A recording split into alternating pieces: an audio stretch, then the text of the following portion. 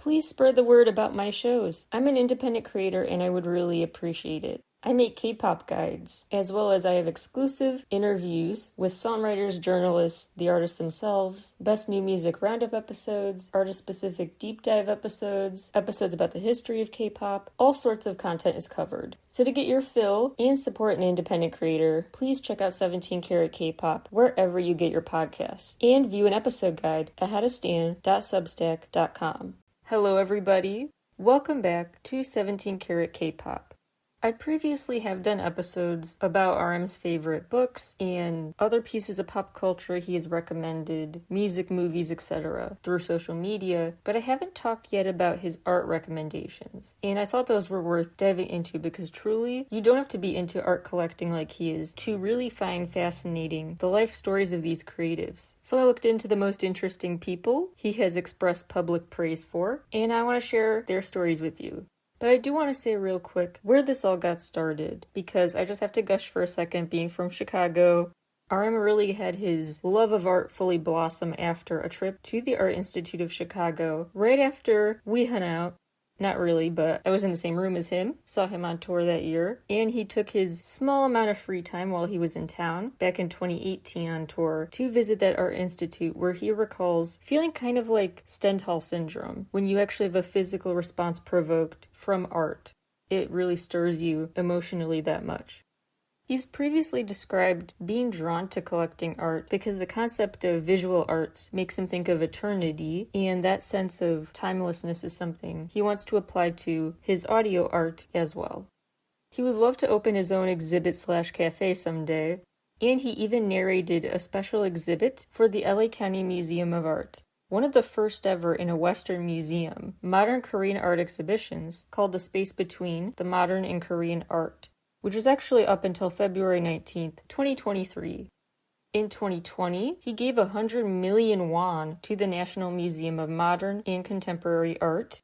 That same year, he was named Art Sponsor of the Year by the Arts Council of Korea after donating to help their catalogs get reprinted and available in libraries nationwide.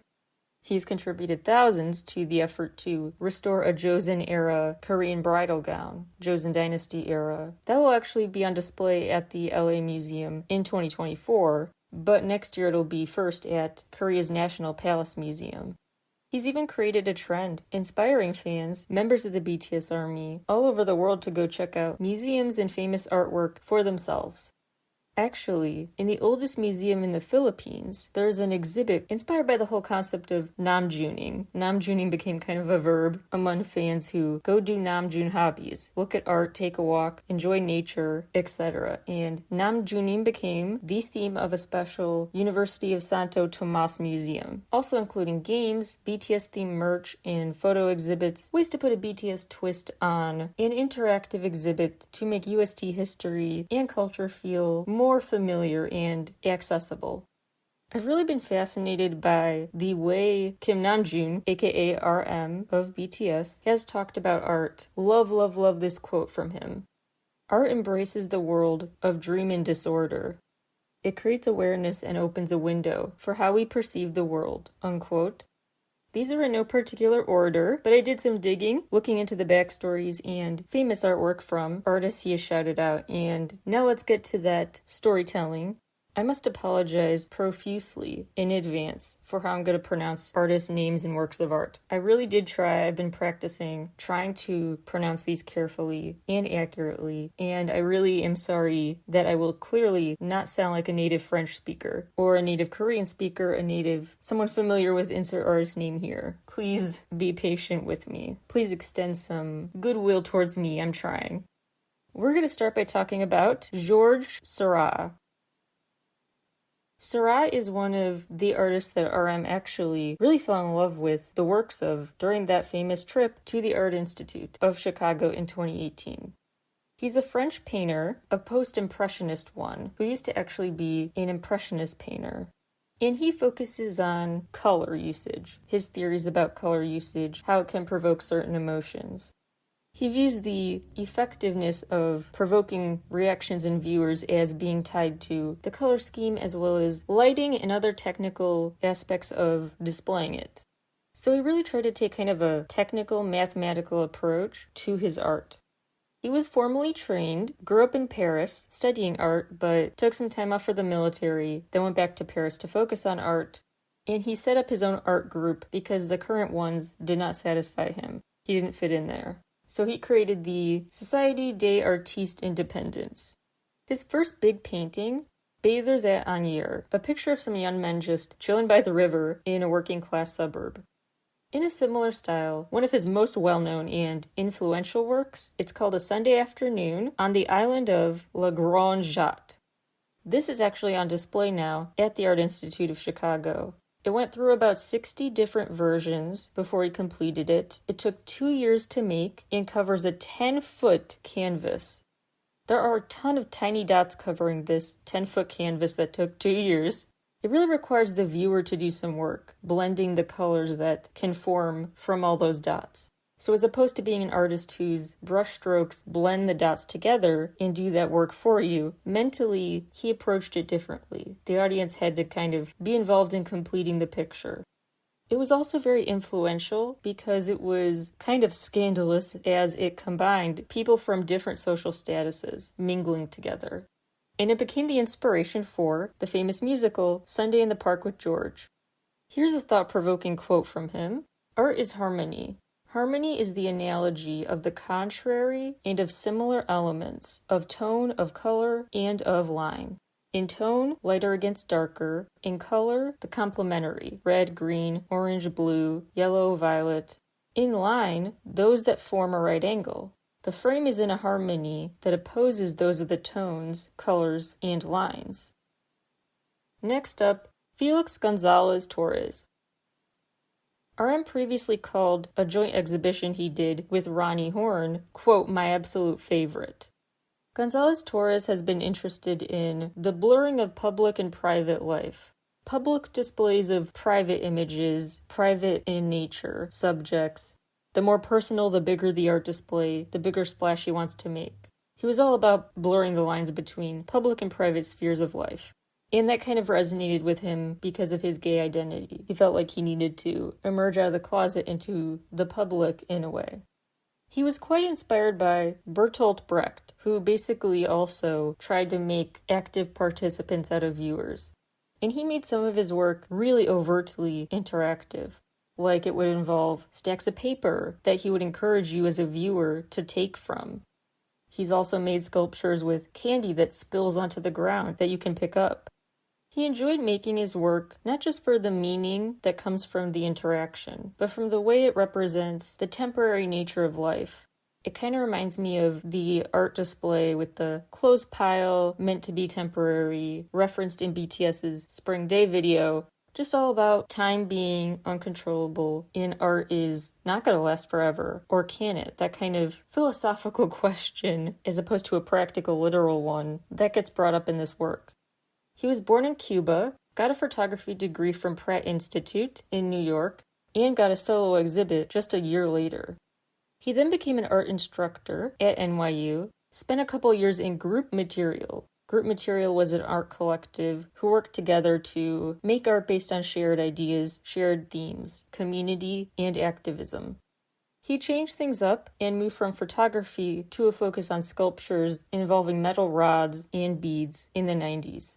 Although in 91, this big photo display was released, a big black and white photograph spread across 24 billboards in New York. A tribute, basically, and a PSA about AIDS in memory of his partner who had died from it. He also was responsible for the Dateline series, which he started in 1987, randomly compiling dates and words affiliated with different historical, social, political moments, kind of like This Day in History columns turned artwork.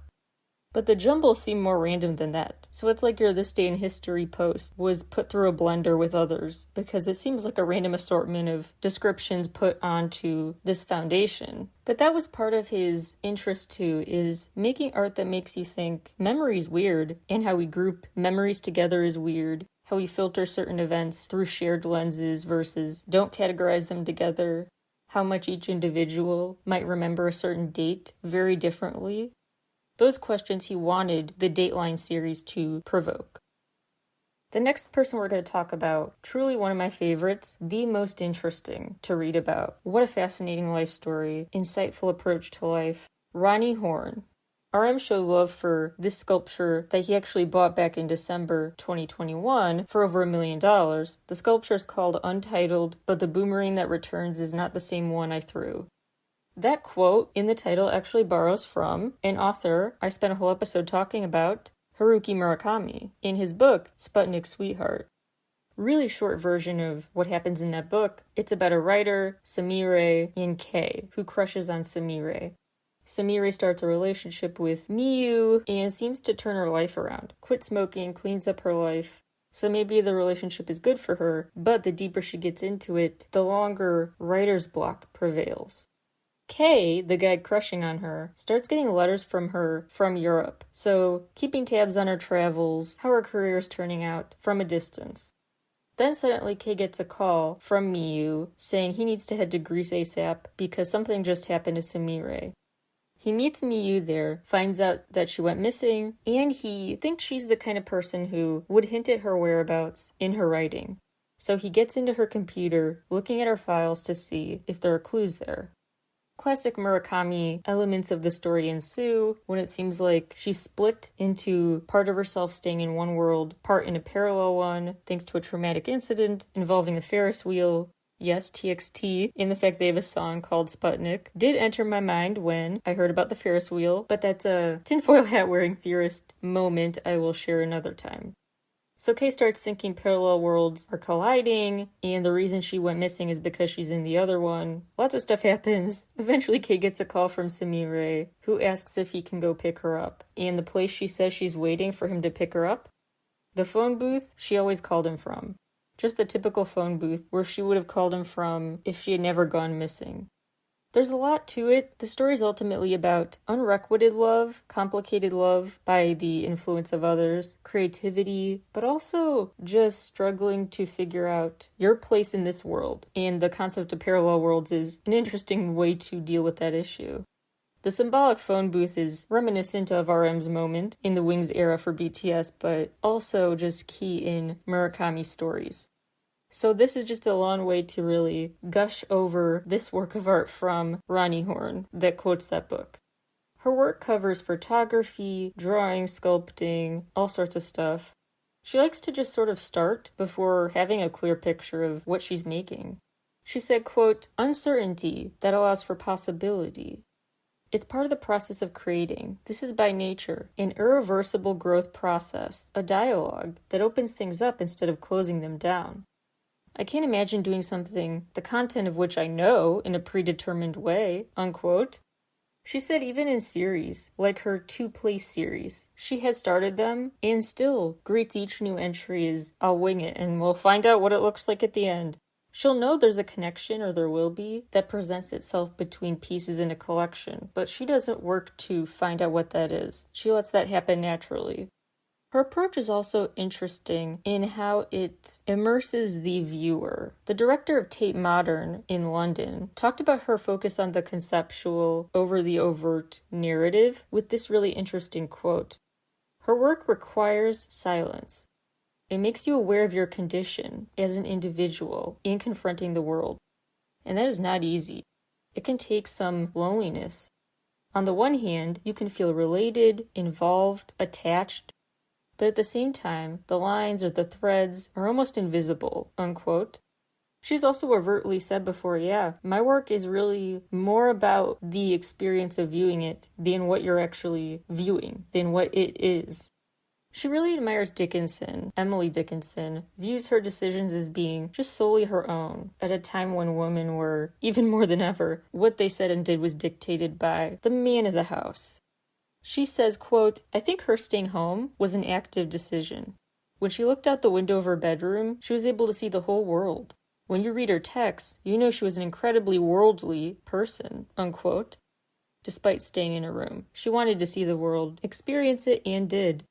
She works in New York. She dropped out of high school at 16 actually, went to the Rhode Island School of Design, graduated at 19, then began one of many trips to Iceland, one of her ultimate muses. She also though went to Yale then to study sculpture. In Yale, she got some networking that helped her get in touch with a German curator. Her profile in Europe has been rising ever since. Her big career moments kicked off in the late 80s and 90s, and despite her boost in popularity over time, she continues to self-fund a lot of this, insisting that a lack of donors would never play a role in what she chooses to finish making. Some interesting examples of her work: You Are the Weather. That's the name of a photo book, where every page is just a model staring right at you, while neck deep in water. Each photo seems identical except the background weather, and little things like how much she's squinting at the sun maybe, but you do take on the perspective of the weather. She created Library of Water, which has a former library host to these columns made of glass and melted ice from 24 different Icelandic glaciers. She also just has a basic word at the base of each, like cool, a word to describe the water, but a word that can be kind of broadly applied. There's Bluff Life, a series of 13 drawings that were created while spending a couple months in a lighthouse off the coast of Iceland. There's Gold Field, a very thin sheet of gold, meant to resemble a burning flame in the way it folds. Bird, the name of a collection of photographs of taxidermied bird heads. Things That Happen Again, for 2 rooms. That's a set of copper cylinders that look identical, but they're in different places, so you can't look at both at once. So you cannot confirm if they really are exactly the same. She describes this as doubling, a way to get people involved in the work, almost like it's a picture puzzle. I really like how she summed up really well her own perspective on this kind of thing with this quote. It's a double Mobius, and I just love that paradox. Double infinity? What the hell is one infinity? Now you've got 2 infinities. It's almost like the double negative. It has this funny feeling of amplification, but of what? Unquote. One exhibit is When Dickinson Shut Her Eyes. It's a set of aluminum squares that each feature a different line from a Dickinson poem, A Wind That Rose. There's Doubt Box, just a literal box of cards that features both glacial water and images of taxidermied birds. This one I find the funniest. Cloud and Clown. Cloud spelled C-L-O-W-D and clown spelled C-L-O-U-N. The idea for this title came from Stephen Sondheim's Send in the Clowns, because she always thought the lyric was Send in the Clouds, and that misunderstanding is why she added that to her title. And that's what it is. It's a photo of alternatingly clouds and clown faces. Fascinating person. And a couple quotes I just have to share because she's just so interesting. Her perspective is so unique. Quote, "There is always the experience that what you cannot see deeply affects what you can see. Presence occurs when a thing is what it appears to be. They are not images. So I have a certain way of working that is concerned not with the invisible, but with the non-visible, meaning it's there and you can sense it. The non-visible is confluent with the visible. It's the bigger part of the sensible." A related quote, "I want to make sensible experience more present. People have much more knowledge than they realize. Making being here enough is just that. I don't mean it in the sense of dismissing the past and the future, but in taking what is here and now actively." She has found a lot of support in her friends Felix Gonzalez-Torres and Donald Judd. Ann Horn, by the way, made a piece in tribute to Gonzalez-Torres and Judd called Gold Mats Paired for Ross and Felix. But now on to Donald Judd. RM has previously expressed interest in 40 found fakes. This is a really interesting piece of art because it misleads viewers intentionally. It's from 1979. People walk away assuming it's a list of people who agreed to something, some agreement, or they contributed in some way. But actually, no. It was all created by Ernst Caramel, and that was the point, to make you question why you found this art so meaningful if it had a certain name attached to it, but not the person. The person's involvement was not there, but the name recognition was. The name was there, and the name was not there, not involved. And that contradiction is what 40 Found Fakes prompts. That's not Donald Judd's work, but his name is in there. And I needed to find a way to rope in to this episode, frankly, 40 Found Fakes, because I just found that interesting. But Donald Judd builds these giant structures in furniture, in artwork. He's also built for his own ranch house, one of 3, where he hosts an annual open house called Casa Perez. Now let's move on to Kwon Jin-kyu. RM actually owns a horse sculpture from him. He is from Korea, but did become a famous sculptor in Japan. He was always doing something very different. He made lots of his sculptures androgynous. He called himself an artisan instead of an artist, someone focused on the process of creating with his own two hands. And at a time where for Korean artists this was not the norm, he was into working with lacquer, terracotta, other than not normal material to use. He actually created a Jesus sculpture for a minister, his tallest piece ever, and the minister despised it so much, he just never put it on display. After all that work, he was like, this is awful. 140 of his pieces of art were donated by his family to be on display back in 2021. Next, Kim Won-ki, an abstract painter who really helped shape abstract art in general in Korea. He worked with a ton of different patterns, colors. He was inspired by lyricism. He started out more with some definition in his forms, but then it became more and more abstract over time. He was very well known among Korean art and literature circles. He was also very inspired by nature and spent several years in a refugee camp that also shaped his outlook and in turn his work. He later developed some odd fixations, like drawing jars, just drawing jar after jar, as well as creating all these dot paintings. So many dots, so many jars. He was really interesting. He's also experimented with pottery, paper mache, collages. His father at first didn't want him to be involved in the art world. Instead wanted him to just get married and stay home. But he, against his dad's wishes, secretly went to Japan to study art anyway. He joined the avant-garde Western Art Institute secretly and was influenced by all these artists coming together, recapping the types of art, surrealism, futurism, that they had been exposed to on trips to Europe. He co-created the New Realism group, actually the same year the Korean independent government happened to be established. What made his approach so different for the time was his intentional focus on what he called the internationalization of Korean art. While a lot of his peers just liked incorporating a bunch of European artistic influence, it's not like he was against that, but he also really wanted to show what Korean art specifically had to offer the whole world. So rather than his peers, who were really expanding their influences, he worked on refining his style, zeroing in more and more on what he found in Korean art that actually made it a contrast to what he was hearing about European art. His partner established a foundation in his name in 1978. One example of his work, it's called Where, in What Form Shall We Meet Again? A dot painting that won a grand prize. One key quote to describe his life and his approach, quote, "There's beauty in my art, and this beauty comes from having lived in the Korean countryside." Two fun facts I have to share. One is that his great-nephew is Top from Big Bang. Other fun fact, he was in New York in the 60s when for modern artists, that was the place to be.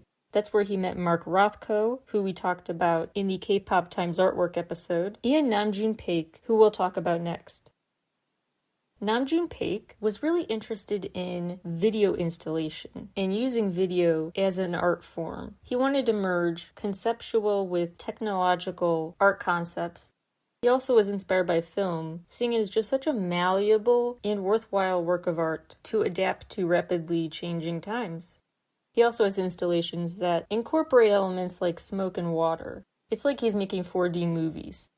He has an interesting view of the future because he predicted people would start to interpret the world through an, quote, electronic superhighway, unquote, that would help democratize access to media and interpretations of it. Open up art to more people. He had a really interesting mobile art project. He purposely, with a remote control, steered a robot into the street, which then got struck and fell over, and that was intentional. He created a crash on Madison Avenue with a robot, on purpose. This display was meant to represent the need to quickly adapt and recognize the presence and huge influence of tech all over our lives, coming up when you least expect it. He also has pieces with interesting names, like Video Fish, TV Garden, and Moon is the Oldest TV.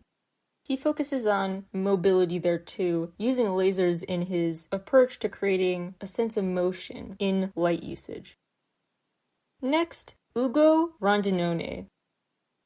He's a Swiss artist residing in New York, and he views his art as what he calls a mental trinity of purposes. So instead of saying he specializes, he prefers to focus on a couple, and that's his trinity. One of his most well-known works is 7 Magic Mountains, which is in the desert outside of Vegas. Those boulders stacked on top of each other are up to 35 feet tall, and they are intentionally positioned to be looked at while you're on the interstate. So it's this juxtaposition between, you see a lake on one side, which is actually used as a frequent site of other artists' outdoor displays, and then the nature, the rocks on the other, and the traffic caught in the middle. So again, it's an artist who likes to make his work interactive and really come to life in a larger-than-life way, uncontained. RM has expressed appreciation for this, 7 Magic Mountains, as well as Nuns and Monks, which is about focusing on sensory stimulation and, quote, the dual reflection between the inner self and the natural world, unquote. Louise Bourgeois. She lived in Paris and started gaining prominence really in the 50s for her sculptures. She actually experimented with bronze, plaster, marble, creating anatomical structures, but she also became known for her spirals and spiders. The spirals were what she called a symbol of control and freedom, and then the spiders, they're enormous. Giant steel spiders she started making in the 90s. They're over 30 feet tall. One of them sold for $40 million in 96. One of them in London is called Maman, which has a sack of eggs made of marble underneath it. Really interesting that she says she was drawn to making spiders because they remind her of her mom. And I'm pretty sure this is just a diss. Quote, she was deliberate, clever, patient, soothing, reasonable, dainty, subtle, indispensable, neat, and as useful as a spider, unquote. Here's another artist I really found a preference for when looking at all these different characters. Do Ho-soo. He was named Wall Street Journal's Innovator of the Year in 2013. He actually saw a career in marine biology before choosing to pursue art. He even represented Korea at 2001's Venice Biennale. He's been considered to do anti-monumentalist work focused on space and home. Being an immigrant to the US definitely played a role in his work. He has one piece called Home Within Home Within Home Within Home, which is a silk version of his house. He also has this really interesting piece, Fallen Star, which has a traditional Korean house crashing into an LA one. He also had a display called High School Uniform, uni-form, which was meant to represent how something can be very distinct and very collective at the same time. Also how it can be funny how we attach certain memories and make certain assumptions about certain objects we see, how those provoke certain shared memories and thoughts. He also released Public Figures, which is a work of art featuring an empty pedestal that looks like it's surrounded by people. That made me think of Shadow by BTS. I know they didn't mean for it to, not to that, but I'm just saying his influence may have been noted. Really interesting quote about his goal for his work. Quote, explore the boundaries of this notion of individualism, in which each individual is the accumulation of so many different and discrete individuals, creates a bigger group, a bigger country, and a bigger world. Francis Allies. He was inspired by his travels to conflict zones around the world, and he focuses on borders in his work. His is the kind of work that requires a closer look to really see all the tiny pictures within the picture. But he does focus mostly on big picture borders, and one specific work is border barriers typology, a set of oil paintings horizontally aligned, so they're all at the exact same eye level, and they have different names of conflict regions, places in conflict, diagonal from each other. Focusing on borders is symbolic for self-explanatory reasons, but he also focused on the symbolism you could get out of surveillance concepts. In self-imposed borders, if you want to get really philosophical, since he made quite a few of them in the typology from his period of isolation in 2020, when the world kind of shut down. Camille Pissarro, really wild life story. He was a Danish-French painter, focused on Impressionism and Post-Impressionism. He also focused on outdoor, rural scenes, and he loved natural lighting to do his work in. Some of his art actually for the time was considered so not fine art, vulgar and dirty, because it was just unpolished, the natural world. No polished, fancy sheen to his work. He decided he would rather keep scraping along financially than get rich doing what made him unhappy but was popular. In hindsight, he was credited with the end of the Impressionist movement. When he broke from that Impressionist movement, it really signaled the transition into a new era. He had such an interesting story. He's born on what's now the Virgin Islands. Worked as a port clerk, just started drawing on the side during breaks from work. He was viewed as the brotherly mentor of a group he helped organize back in 1873. This group of aspiring artists started their own exhibit because they got backlash for their ugly paintings, supposedly, and got rejected from the real exhibitions. They started their own and got backlash for doing so too. The rebelliousness was not applauded. At this time, art is a high society, exclusive endeavor, and to stain that reputation with a focus on unpolished stuff, rural stuff, that did not go over well. He married his mom's maid and had 7 kids with her.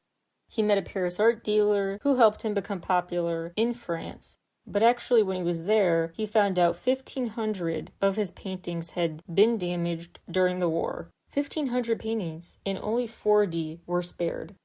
A significant number were just flat out stolen by Nazis. Over many years, sounds like a Netflix series waiting to happen. There were a lot of court battles about the stolen artworks, which ones later were authentic or not, because the Nazis who looted them would replace labels and things like that.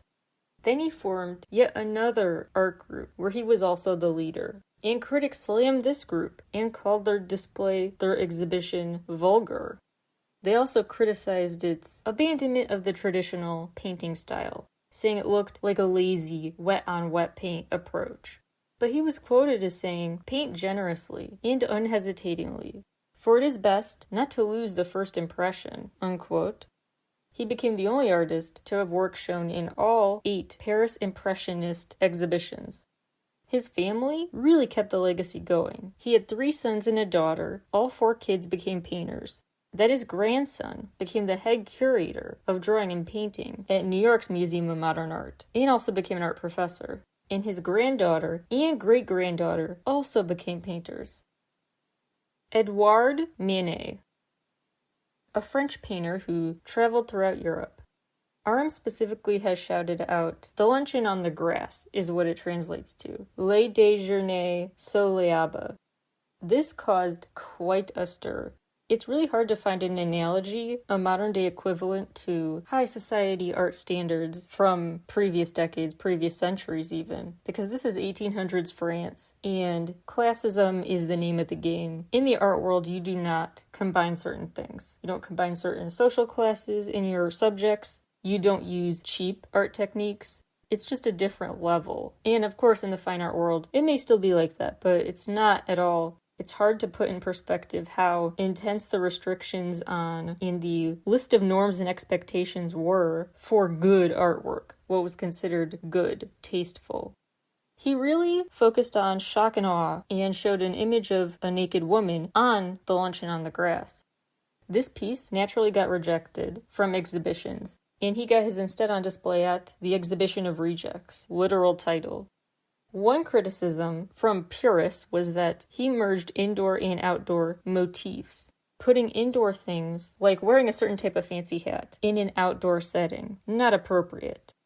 There was also criticism for combining tiers of paintings. Tier 1 was considered to be reserved for large-scale, often religious imagery-full historical pictures. Tier 2 would be other portraits. And he made what would be considered other portraits on the kind of wide scale that they don't deserve in these critics' eyes. He also painted with a style that was not focused on the clear lines and other expectations of Tier 1 artwork. He also kind of ignored art rules about the proportion of different objects in a picture and what those were supposed to be.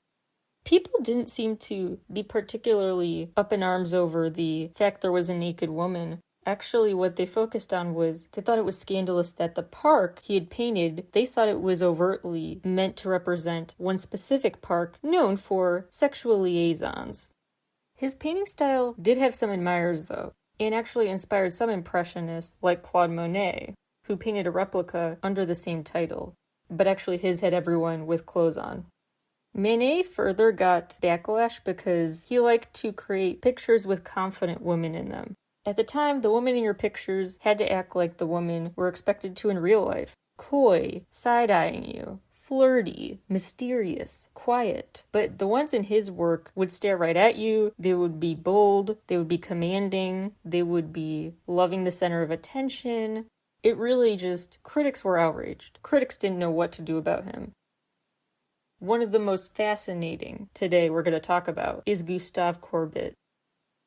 He called himself the proudest and most arrogant man in France. He was all about shock factor. He was like the TMZ of the art from past centuries. He just wanted to make the news. He also kind of bailed on conventions about what size certain subjects' paintings of should be, what was considered important enough for a certain scale or level of admiration. He didn't care about tonal mismatches between size, form, shape, etc. He too was criticized for ugly work, supposedly. But he was a glutton for both good and bad PR, and he didn't care then that he especially ticked off wealthier people who didn't like that he would paint as a subject people of lesser means. He also would paint people together without being class conscious of who they mingled with, who he categorized with who, the horror. He actually was offered a Legion of Honor award and turned it down, I think just because he was a glutton for any kind of PR, and that helped spice up the headlines to reject it. He also made people mad, and actually probably would today too, because he's so contrarian. On Twitter, he would be just slammed by people across the political spectrum because at the time people were kind of mad, like, why are your politics so nuanced? Because he wasn't fully a pacifist, but he also was not pro-war. He was also kind of active in the short-lived socialist era, so people didn't know what to do with him. Again, they didn't want to work in nuance here. He was arrested and sentenced to 6 months after he had contributed to a group's vandalizing of a Napoleon authority symbol, this column representing Napoleon authority. He went into voluntary exile in Switzerland to avoid prosecution. He then died there in 1877. He was so pretentious and kind of funny, but also not likable. Instead of seascapes, he insisted they be called landscapes of the sea. He also oddly made it like a life goal for him to get a nude portrait accepted by the jury into an exhibition. Zhao Wuqi. He began a massive project in the 90s for this underground Lisbon station, a giant ceramic wall panel that was unveiled in 1998. He was born in Beijing, moved to Shanghai, then studied in France. He earned French nationality in 1964. He had a period of grief after his wife passed, but then went right back to work, made 14 pretty big paintings in Tokyo, got the attention of an art dealer from New York. In a nice full circle moment, he got to have his art on display at a place he used to go to school. He actually resigned from a teaching position because, according to his official site, quote, his work had become too important for him, unquote.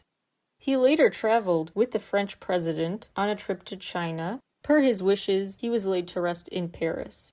A tribute room, though, was set up for him in Tokyo, and today his work is featured in 20 countries, and over 150 collections are a part of it. He was also, at one point, neighbors with Alberto Giacometti, who we're going to talk about next. Giacometti was a Swiss sculptor, although he was also kind of known for painting and drawing. He became extra famous after he won a top prize at the Venice Biennale. He was very inspired by the look of toys and games.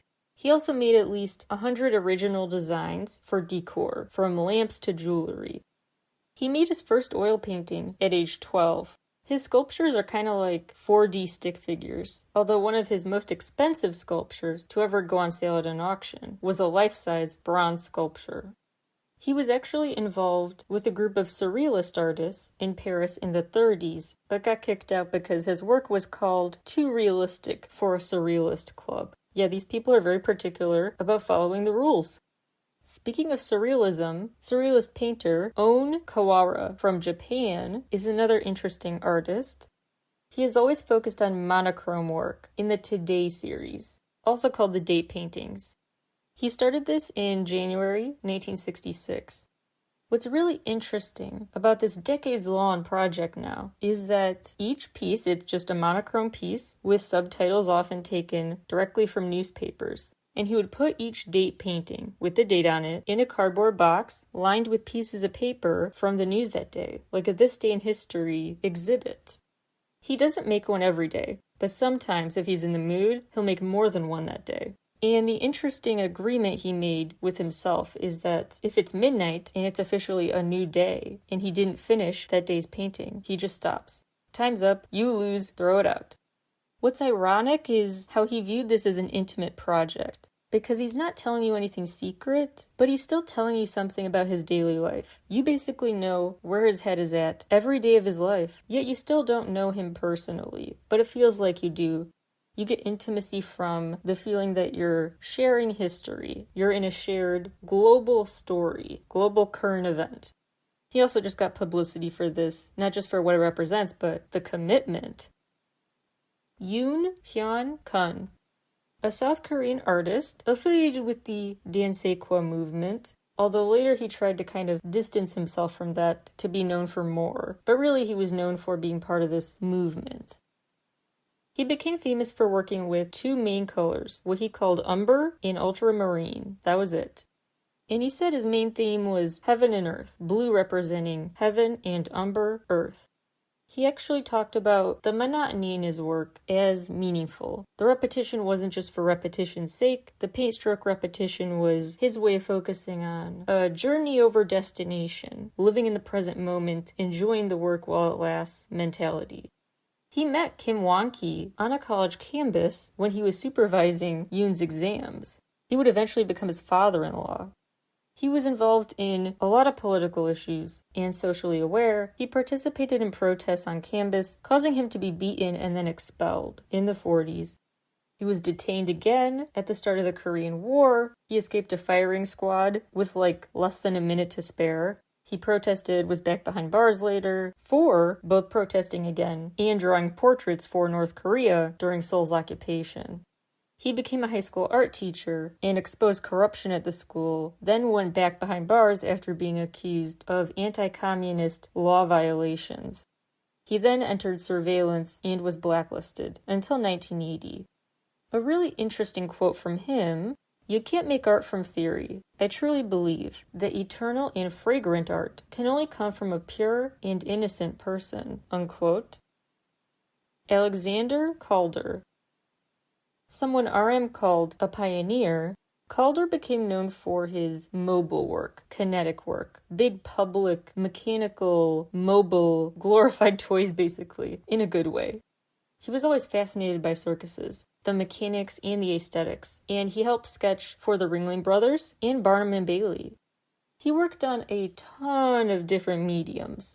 He used to what he called drawing in space, which was wire sculptures. He also worked on mobiles, what he called wooden constellations. He would paint sheet metal. He made towers with beams coming out of the walls and pieces hanging off the beams. Regardless of the destination of his work or the purpose, he would often give his work a French name. He comes from a family of artists and actually started making his sister some copper wire jewelry for her dolls starting at age 8, which is really cute. But his parents did not at first want him to keep it going and wanted him to study mechanics instead. And he kind of figured he could find a way to do both. His first solo exhibit was in Chicago in the mid-30s. He started Cirque Calder in Paris in the 20s, which is a little tiny version of a circus, like a diorama made of little things, wire, string, rubber, cork. And it was meant to be a mobile thing, like you would fold it like a pop-up book or something, or more like a Lego set. He did some painting for an edition of Aesop Fables. He designed a metal project for the Senate. He designed sets for over a dozen theatrical shows. He created a ballet with his mobiles as props called Works in Progress.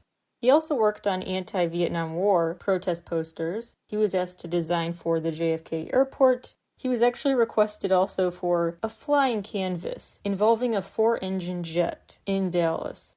He got a lot of quirky requests because people who commissioned him knew he made mobile things, which opens up a world of possibilities. This made me think of RM's actually self-designed merch. He was also commissioned at one point to make a headboard with images of dangling fish hanging off of it. RM has particularly liked the tree. His work that is a bunch of metal sheets hanging from a rod. It's like a clothesline with clothes, only it's metal.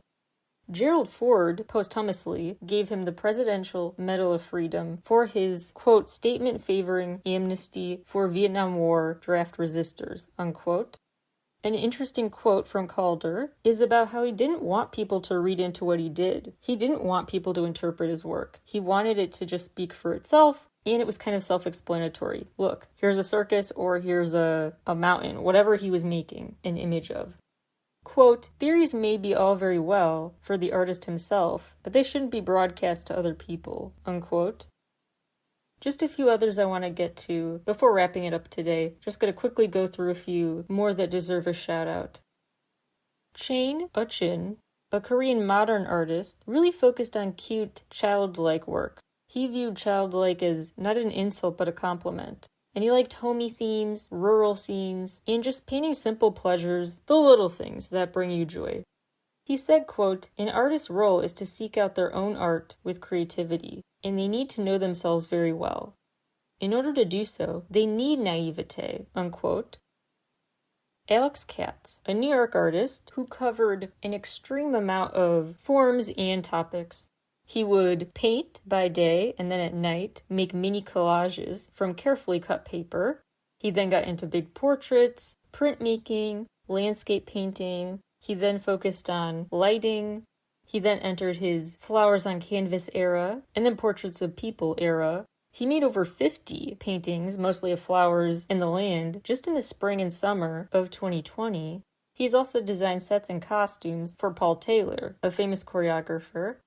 Today, his work has become the subject of over 250 solo exhibits and almost 500 group exhibits around the world.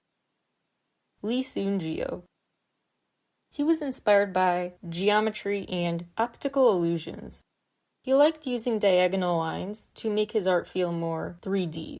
He became a founding member of the Korean Avant-Garde Association, but started to gain traction in the US in the 2010s. He was called the pipe artist because he worked with a lot of cylinders, bands, drew a lot of pipe imagery. And he named every painting Nucleus. All of his paintings, all Nucleus, sometimes followed by a number, like Nucleus 5. El Greco, aka Dominikos Theotokopoulos. He was considered the first Cubist and Picasso's first love. He made a lot of Cubanist work and religious paintings. He tried to impress the Spanish king and failed, then he moved, in shame basically. He actually was way ahead of his time. His work was in vogue just years after he died, because he was virtually unknown, forgotten to history, until some French artists discovered his work posthumously and were jazzed about it, popularized it, then he made it. Lastly, Isamu Noguchi. He calls his work Akari, meaning both light in terms of weightlessness and light in terms of brightness. He designs lamps reflective of the style of traditional Japanese lanterns. Actually, just before recording this episode, RM posted to Instagram the work of Park Go-sok, and now I want to look more into him, because Outer Voice is a really beautiful painting. One more last minute shout out for you. I will link to on my site places where you can actually see and read about all the art I talked about on the show today. I hope you enjoyed this exposure into the interesting world of art. And if you want to hear more, I may do a part 2 someday, let me know. Odds are RM will continue to give us interesting recommendations, and I can break those down for you. So thank you all for tuning in. I hope this helped you better appreciate the artist RM and his art recommendations. And I will talk to you all again very soon. Bye, everybody.